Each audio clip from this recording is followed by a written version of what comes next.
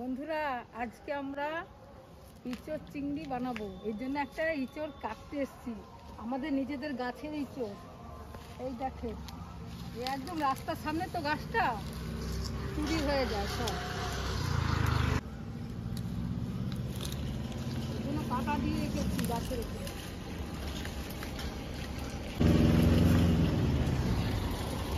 এই ইঁচড়টা একদম জ্যান্ত ইঁচড়, আজকে রান্না করবো। কি করে রান্না করবো দেখবেন। গাছের ইঁচড় তো, আর ইঁচড়টা খুব স্বাদে। হ্যাঁ বন্ধুরা, বং কুকিংয়ে আপনাদের স্বাগত। আজকে আমরা দেখতেই তো পারলেন, একটা ইঁচড় আমাদের গাছে হয়েছিল, দুটো ইঁচড় হয়েছিল। এক রাস্তার সামনে গাছ তো কে কখন কেটে নিয়ে গেছে। দুটো বড় বড় হয়েছিল, তার মধ্যে একটা আমি আজই কেটে নিয়ে আসলাম। কিন্তু বাড়িতে কাটতে ভীষণ অসুবিধা। কিরকম অসুবিধা, হাতে আঠা লেগে যায়, এমনকি বটি দাও আঠা লেগে যায়, অনেক অসুবিধাই হয়। ইঁচড়টা কাটতে যেই টিপসটা বলে দিচ্ছি, আপনাদের হাতেও আঠা লাগবে না। আমাদের হাতে আমি এইভাবেই মানে কাটা করি। আমি এই ইঁচড়টা কাটলে যাতে হাতে আঠা না লাগে আর বটিটাও যাতে আঠা না লাগে, আমি সেইভাবেই এই ইঁচড়টা কাটবো, এমনকি রান্নাও করবো। ইঁচড়টা আমি কেটে নিচ্ছি। হ্যাঁ,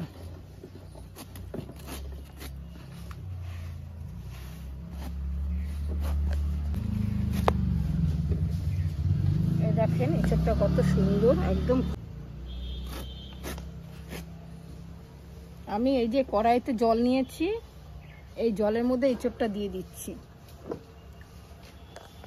একটা ইঁচড় আমি 4 ফালি করে দিয়ে দিচ্ছি জলে।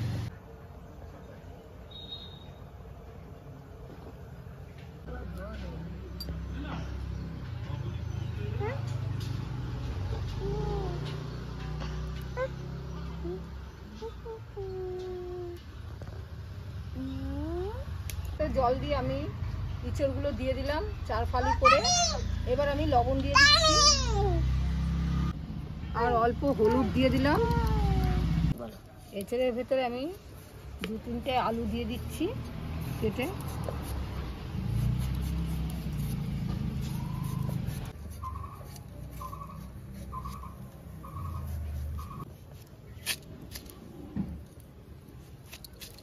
বড় বড় করেই পিস করছি।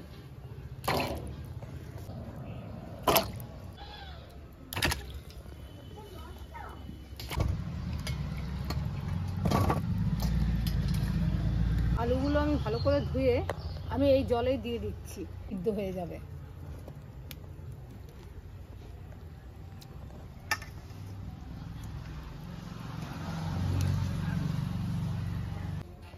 এবার আমি ঢাকনা দিয়ে ঢেকে দিচ্ছি, এটা সিদ্ধ হোক। আদাটাও কেটে নিচ্ছি।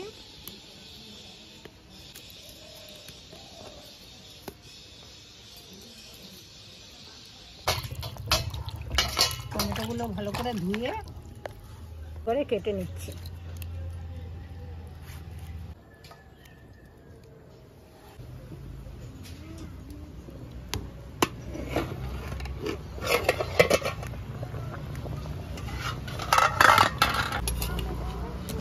দেখছেন বন্ধুরা, এইভাবে একটু আঠা থাকবে না। আমি কিছুটা জিরা নিয়ে নিলাম,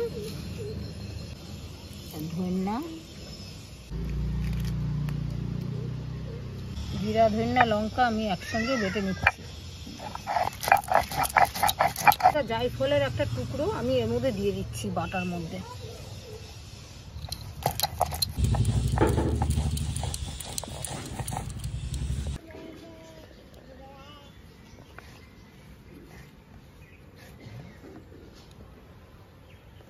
আদা রসুনগুলো বেটে নিচ্ছি।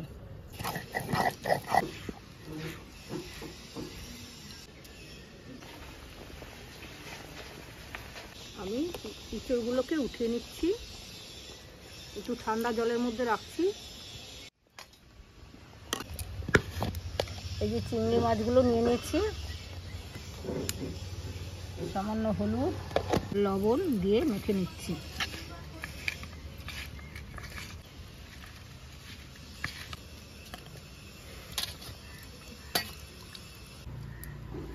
কড়াইতে তেল দিয়ে দিচ্ছি।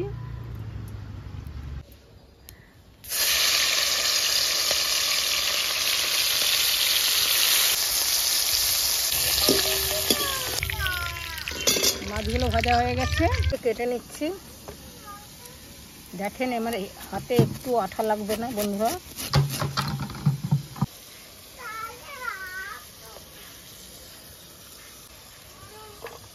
আমার তো ইঁচড় পরে সিদ্ধ করতেই লাগতো, পরে তো একটু ভাপ দিতেই লাগতো ইঁচড়টা, আমি আগেই সিদ্ধ করে নিলাম। আর এদিকে আঠাও লাগবে না, কাটতেও সুবিধা, নরম হয়ে গেছে অনেকটা।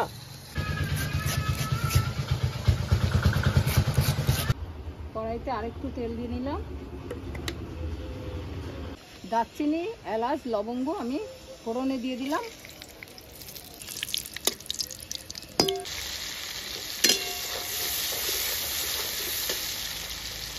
কাঁচা লঙ্কা আর টমেটোগুলো দিয়ে দিচ্ছি।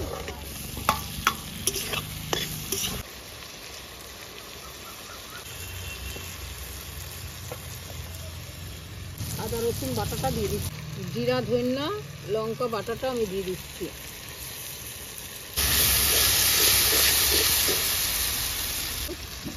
পরিমাণ মতন হলুদ, লবণ, কাশ্মীরি লঙ্কার গুঁড়ো দিয়ে দিচ্ছি।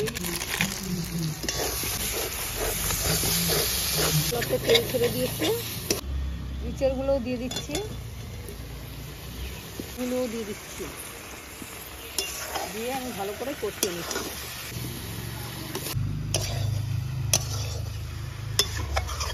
কষানোটা হয়ে গেছে, তেল ছেড়ে দিয়েছে, আমি এবার জল ঢেলে দিচ্ছি।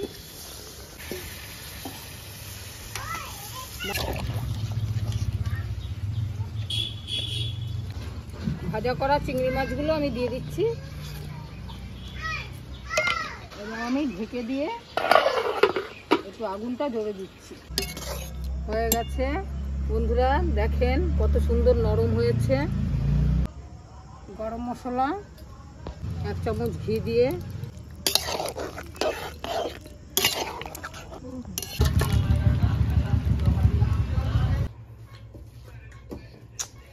কি সুন্দর নরম হয়েছে, সুন্দর গলে গেছে। এইভাবে রান্না করলে খুব ভালো গলে। আমি খেয়ে দেখাতে পারলাম না, কেননা আমার অন্ধকার হয়ে গেছে রান্না করতে করতে। এঁচোড় চিংড়িটা পুরো খাসির মাংসের মতো হয়েছে, আর গন্ধটাও পুরো খাসির মাংসের মতো হয়েছে। আমি একটু খেয়ে দেখলাম, খুব সুন্দর হয়েছে। আপনারা বাড়িতে এই ধরনের টিপসগুলো ফলো করে যদি এঁচোড় চিংড়ি রান্না করেন, পুরো একদম খাসির মাংসের মতোই হবে। ভিডিওটি কেমন লাগলো জানাতে ভুলবেন না। লাইক, কমেন্ট, শেয়ার করে আমাদের চ্যানেল বং কুকিংয়ের পাশে থাকুন।